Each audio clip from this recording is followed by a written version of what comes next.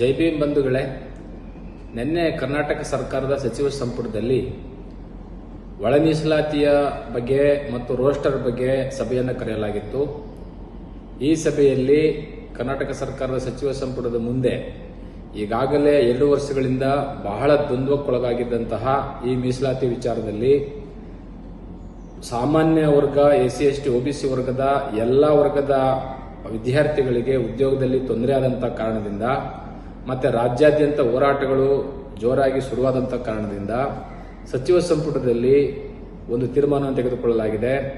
ಹಳೆ ಮೀಸಲಾತಿಯನ್ನೇ ಜಾರಿ ಮಾಡತಕ್ಕದ್ದು, ಒಳ ಮೀಸಲಾತಿಯ ಗೊಂದಲಗಳು ಇತ್ಯರ್ಥವಾಗುವವರೆಗೂ, ಅಂದರೆ ಒಳ ಮೀಸಲಾತಿ ಈಗಾಗಲೇ ಕೋರ್ಟಲ್ಲಿರುವುದರಿಂದ 50ರ ಮೇಲೆ ಮೀರಬಾರದು ಅಂತಿರುವುದರಿಂದ ಕೋರ್ಟ್ನ ಎಲ್ಲ ಸಾಧಕ ಬಾಧಕಗಳನ್ನ ಚರ್ಚೆ ಮಾಡಿ ನಂತರ ಒಳ ಮೀಸಲಾತಿಯನ್ನು ಜಾರಿ ಮಾಡೋದು ಅಂತೇಳಿ ಹಳೆ ಮೀಸಲಾತಿಯನ್ನು ಜಾರಿ ಮಾಡಿದೆ.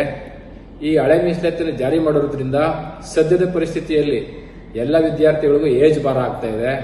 ಹಾಗಾಗಿ ಎಲ್ಲ ವಿದ್ಯಾರ್ಥಿಗಳ ಹಿತದೃಷ್ಟಿಯನ್ನು ಇಟ್ಟುಕೊಂಡು ಸರ್ಕಾರ ಹಳೆ ಮೀಸಲಾತಿಯನ್ನು ಜಾರಿ ಮಾಡಿದೆ.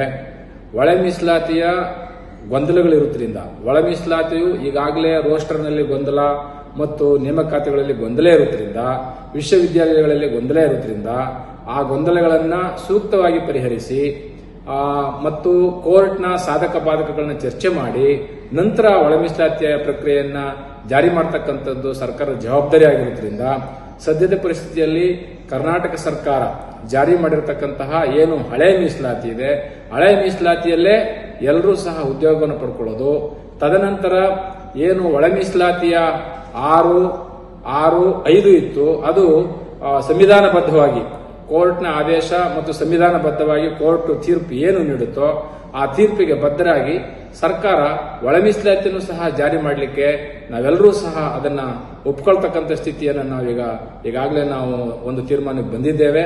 ಹೀಗಾಗಿ ರಾಜ್ಯದ ಎಲ್ಲ ಬಂಧುಗಳಲ್ಲಿ ನಾವು ಕೇಳ್ಕೊಳ್ಳೋದು, ಹಳೆ ಮೀಸಲಾತಿಯನ್ನು ಏನು ಸರ್ಕಾರ ಜಾರಿ ಮಾಡಿದೆ ಆ ಮೀಸಲಾತಿಯನ್ನ ಸಮರ್ಪಕವಾಗಿ ಬಳಸಿಕೊಂಡು ಕೋರ್ಟ್ನ ತೀರ್ಪಿನ ಬಳಿಕ ನಾವು ಒಳ ಮೀಸಲಾತಿಯ ಗೊಂದಲವನ್ನು ಸಹ ಪರಿಹರಿಸಿಕೊಂಡು ಮುಂದಿನ ದಿನಗಳಲ್ಲಿ ಒಳ ಮೀಸಲಾತಿ ಜಾರಿಯನ್ನು ಏನಾದರೂ ಕೋರ್ಟ್ ಸಿಂಧುತ್ವ ಮಾಡಿ ಒಳ ಮೀಸಲಾತಿಯನ್ನು ಜಾರಿ ಮಾಡಬಹುದು ಅಂತ ಹೇಳಿದ್ರೆ ಮುಂದಿನ ಪ್ರಕ್ರಿಯೆಗಳನ್ನ, ಒಳ ಮೀಸಲಾತಿ ಪ್ರಕ್ರಿಯೆಗಳನ್ನ, ಸಾಧಕ ಬಾಧಕಗಳನ್ನ ಚರ್ಚೆ ಮಾಡಿ ಒಳ ಮೀಸಲಾತಿಯನ್ನು ಜಾರಿ ಮಾಡಲಿಕ್ಕೆ ನಮ್ದು ಯಾವುದೇ ಅಭ್ಯಂತರ ಇಲ್ಲ ಅಂತಕ್ಕಂತಹ ಮಾತುಗಳನ್ನು ವ್ಯಕ್ತಪಡಿಸ್ತಾ, ರಾಜ್ಯದ ಎಲ್ಲ ವಿದ್ಯಾರ್ಥಿಗಳು ಬಹಳಷ್ಟು ದಿನಗಳಿಂದ ಉದ್ಯೋಗದ ಭರವಸೆಯಿಂದ ಇದ್ದಂತಹ ವಿದ್ಯಾರ್ಥಿಗಳಿಗೆ ಬಹಳ ತೊಂದರೆ ಆಗಿದೆ.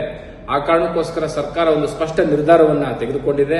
ಸರ್ಕಾರದ ನಿರ್ಧಾರವನ್ನು ಸ್ವಾಗತ ಮಾಡ್ತಾ ಮುಂದಿನ ದಿನಮಾನಗಳಲ್ಲಿ ಸಾಂವಿಧಾನಿಕವಾಗಿ ಸಂವಿಧಾನಬದ್ಧವಾಗಿರತಕ್ಕಂತಹ ಒಳ ಮೀಸಲಾತಿಯನ್ನ ಜಾರಿ ಮಾಡಿ ಅಂತ ಏನಾದರೂ ಕೋರ್ಟ್ ಆದೇಶ ಕೊಟ್ಟರೆ ಒಳ ಮೀಸಲಾತಿಯನ್ನು ಜಾರಿ ಮಾಡತಕ್ಕಂಥ ಕಾನೂನುಗಳನ್ನ ಬಹಳ ಸ್ಪಷ್ಟವಾಗಿ ಯಾರಿಗೂ ಅನ್ಯಾಯ ಆಗದ ರೀತಿಯಲ್ಲಿ 6-5ರ ಪ್ರಮಾಣದಲ್ಲಿ ಮಾಡತಕ್ಕಂಥ ಪ್ರಕ್ರಿಯೆಯನ್ನು ಸರ್ಕಾರ ಮಾಡಬೇಕಾಗುತ್ತೆ ಅಂತಕ್ಕಂಥ ಮಾತುಗಳನ್ನ ಈ ಸಂದರ್ಭದಲ್ಲಿ ಕೇಳ್ತಾ, ಈಗ ABC ಏನು ಪ್ರವರ್ಗಗಳಿತ್ತು ಆ ಪ್ರವರ್ಗ ಈಗಾಗಲೇ ಇಲ್ಲದೇ ಇರೋದ್ರಿಂದ ಹಳೆ ಮೀಸಲಾತಿಯನ್ನೇ ಜಾರಿ ಮಾಡಬೇಕು, ಮತ್ತೆ ಹಳೆ ಜಾತಿ ಸರ್ಟಿಫಿಕೇಟ್ಗಳನ್ನೇ ಮಾನ್ಯ ಮಾಡಬೇಕು. ಇದನ್ನ ಸರ್ಕಾರ ಕೂಡಲೇ ಸುತ್ತೋಲೆ ಹೊರಡಿಸಿ ಹಳೆ ಮೀಸಲಾತಿಯನ್ನ ಪಡ್ಕೋಬೇಕಾದ್ರೆ ಹಳೆ ಜಾತಿಯ ಪ್ರಮಾಣ ಪತ್ರಗಳು ಸಿಂಧುತ್ವ ಆಗ್ತವೆ. ಈಗಾಗಲೇ ಹೊಸ ಜಾತಿ ಪ್ರಮಾಣ ಪತ್ರವನ್ನು ಪಡ್ಕೊಂಡಿದ್ದಾರೆ.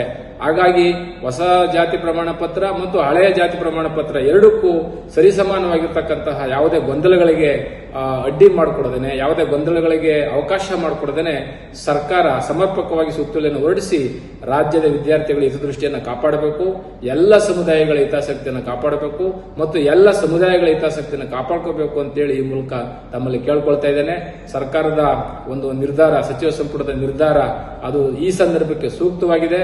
ಮುಂದಿನ ದಿನಗಳಲ್ಲಿ ಸಂವಿಧಾನಬದ್ಧವಾಗಿರತಕ್ಕಂಥ ಕೋರ್ಟ್ನ ತೀರ್ಪನ್ನು ಪರಿಗಣಿಸಿ ನಾವೆಲ್ಲರೂ ಸಹ ಒಳ ಮೀಸಲಾತಿಗೆ ಸಕ್ರಿಯವಾಗಿ ಅದನ್ನು ಸಮಾನವಾಗಿ ಪಡ್ಕೊಳ್ಳೋಣ ಅಂತಕ್ಕಂಥ ಮಾತುಗಳನ್ನ ಈ ಸಂದರ್ಭಕ್ಕೆ ಕೇಳ್ತಾ ಇದ್ದೇನೆ. ಜೈ ಭೀಮ್, ಜೈ ಭಾರತ್.